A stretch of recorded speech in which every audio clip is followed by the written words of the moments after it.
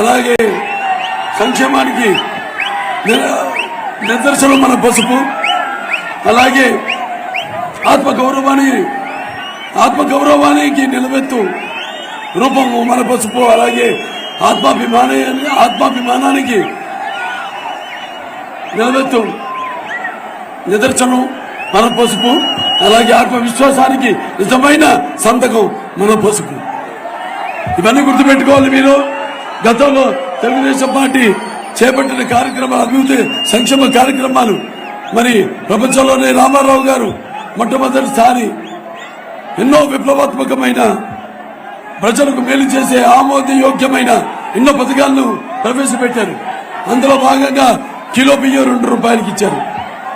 అలాగే 30 రూపాయలు పెన్షన్ ఇచ్చారు.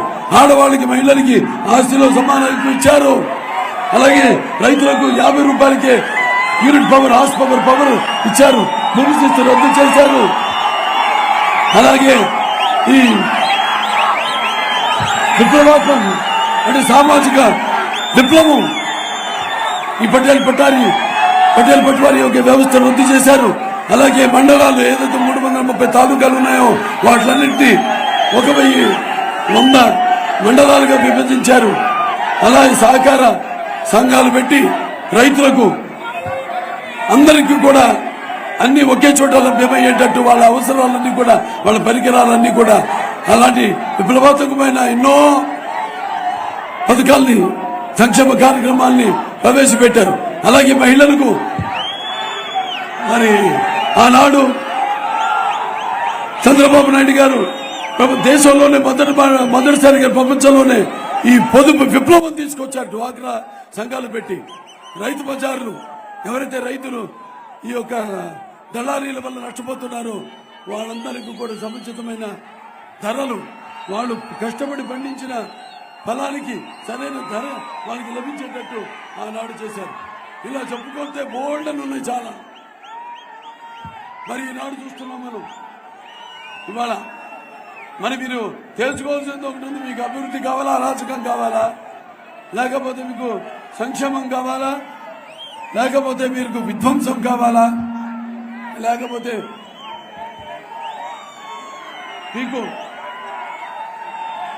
ఒక రాక్షసుడి పాలన కావాలా, లేకపోతే ఒక చీకటి రాజ్యం కావాలా, మీకు కట్టడాలు కావాలా, కూల్చడాలు కావాలా, మీరందరూ తేల్చుకోవాల్సిన ఎన్నిక ఇది. కాబట్టి చాలా అప్రమత్తంగా ఉండాలి. మరి జగన్ ఏమంటున్నాడు? అన్ని కలుముల్లి కబుర్లే, మాటల మాంత్రికుడు.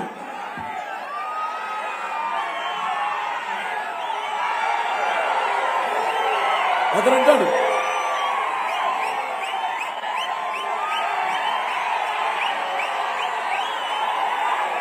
నేను మాట తప్పనని. మరి రాష్ట్రాన్ని అంతా మంటగలిపేశాడు.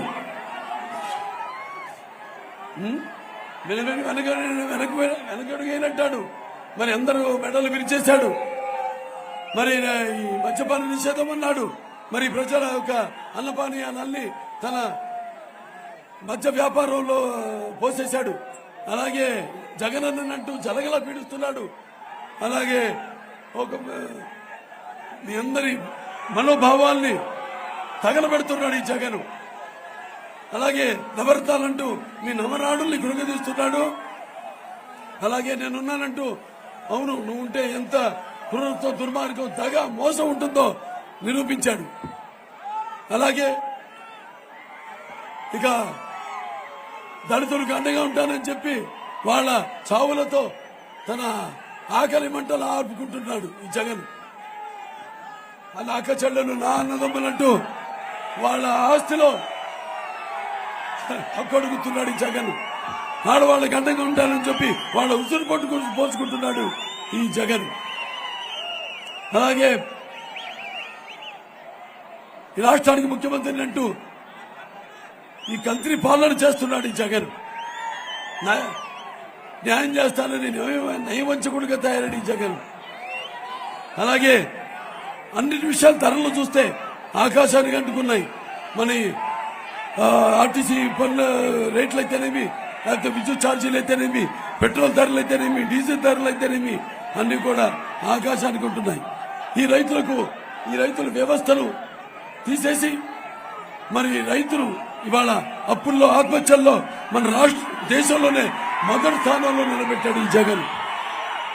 అలాగే పోలవరం ప్రాజెక్టు దాన్ని తీసుకెళ్లి గోదావరిలో కలిపేసి మరి జగన్ ని తన ప్రభుత్వాన్ని బ్లాక్ లిస్ట్ చేసిన ఈ కాంట్రాక్టర్లు ఉన్నారో వాళ్ళకి ఒక్క చిల్లి గవ్వ కూడా ఇవ్వలేదు ఈ జగన్ ప్రభుత్వం.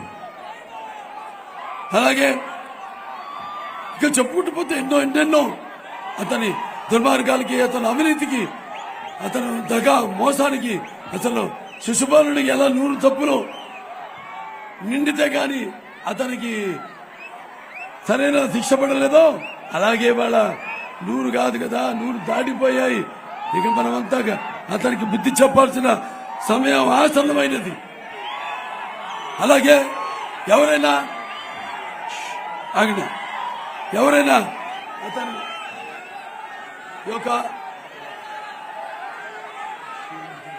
ఎవరైనా ఈ యొక్క తన విధానాల్ని, ప్రభుత్వ విధానాల్ని ప్రశ్నిస్తే వాళ్ళని భయోందనకు గురి చేయడం, లేకపోతే హత్య కూడా చేస్తున్నాడు. మనం చూసాం. మన ఈ యొక్క కోవిడ్ విపత్కర సమయంలో మాస్క్ అడిగినందుకు డాక్టర్ సుధాకర్ ని మానసిక ఆందోళనకు గురి చేసి అతను మరణానికి కారకుడు అయ్యాడు ఈ జగన్. అలాగే జడ్జి రామకృష్ణ గారి మీద కేసులు బనాయించి ఆయన కూడా మానసిక ఆందోళనకు గురి చేశారు. అలాగే ఈ యొక్క ప్రభుత్వ విధానాలను ప్రశ్నించినందుకు ఎస్సీలు, దళితులు, పేద దళితులకి శిరోమండనం చేయించాడు ఈ జగన్. అలాగే వాళ్ళ పార్టీ ఎమ్మెల్సీ అనంతబాబు దళితుడైన అతని కార్ డ్రైవర్ ని హత్య చేసి డోర్ డెలివరీ